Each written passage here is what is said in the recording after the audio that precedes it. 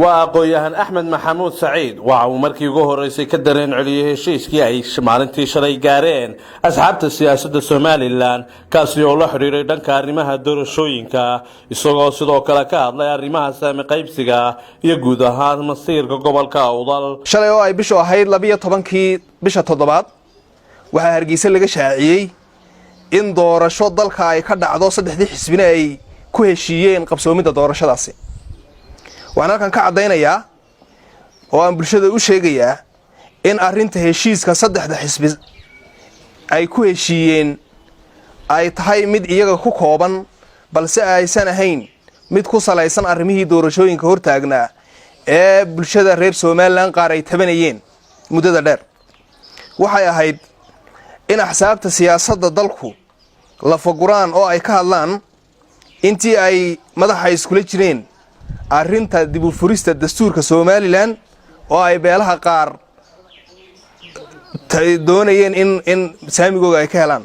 إيا سيدي دب لوغو سحلها قلاداديدي هورا ودعي إيه كو أدنا أرنتا سياسة ضلكا إيا سنانشاها كراستا قولها شرعي دجينتا وحيا هيد إن صدح ده حسب ميل مريان أرنتا سامي قيبسيغا إيه دولدي هورا كوشاكتي إن أي تهاي أرين مجيدة له أو أباهتي إن طلق قران لغا يشو taasi oo sababtay in doorashadii la golaha wakiilada ee markaa dhici lahayd ay u baaqato waxaan halkan doonayaa inaan ka cadeeyo mowqifkayga iyo mowqifka dhalinyarada gobolka Awdal ee ku aadan arrimaha doorashooyinka ay ka hadlaan shalay axsaabtu haddii ay tahay samra oo si samir kalena ku sii dara adeer waxaas wax suurtageliya ma axsaabta siyaasadda dalkana waxaanu leenahay sawirka shalay aadna tusteeni ma aha mid annaga qanciya sawirka shalay aadna tusteeni ma aha mid reer Awdal khuseeyo ma aha madaxweyne ku-xigeenka oo kamid ahaa ragga meesha ka muuqday ده مدحوينه ku-xigeenku waa Muuse Utaag wey ma aha annaga waa shakhsi weyn xisbi isagu uu leeyahay meesha ku joogay ma jirto mar kale aqoonyahan Axmed Maxamuud waxa uu ka hadlay arrimaha wada lahaanshaha Soomaaliland oo uu sheegay in cid gaar ah ay dhamaan bakaabayaasha dhaqaalaha ay u xirmeen daba waxa su'aal isweydiin mudan oo su'aal ku jirta maxay noqon kartaa Soomaaliland la doonayo in caalamka ay u iibgeyno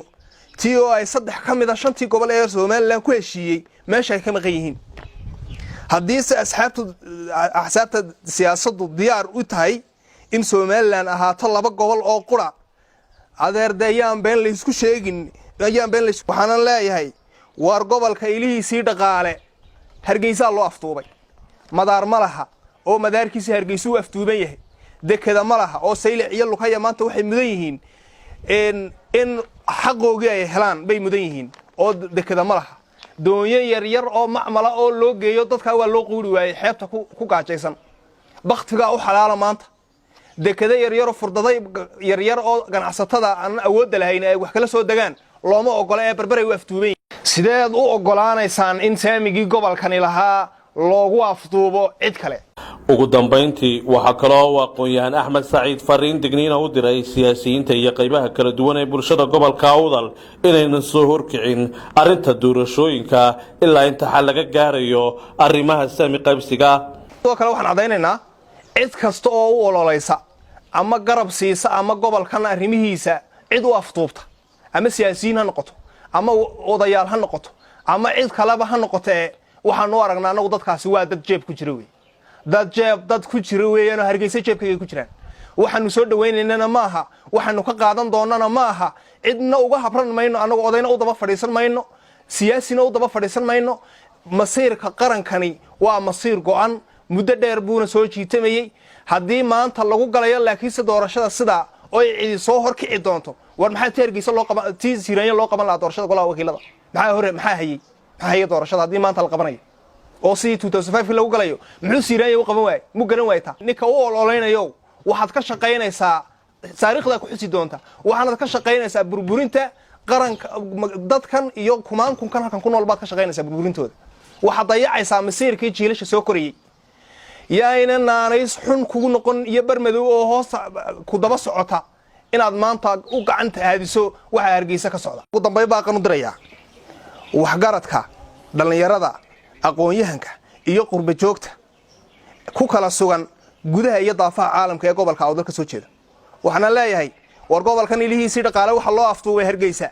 madaar gobolkani ma laha oo Boorama maanta madaarkeygii waa la jagaystay cidda ka dambeysay loo aftuubayna waa madaarka Hargeysa weey dekada ma laha laba dekadood buu xaq u lahaa in uu gobolku yeesho dekada ma laha dekadiisii waxa loo aftuubay Berbera loo aftuubay sideenaynu u doonaynaa inaanu masayrkii siyaasadeed ee kaliya ee lagu heshiiyay ee lugta la hayay Hargeysa iyadana mar labaad loo aftuubo والسلام عليكم ورحمة الله وبركاته أحمد رياعي التري وركب 40 TSBC بورما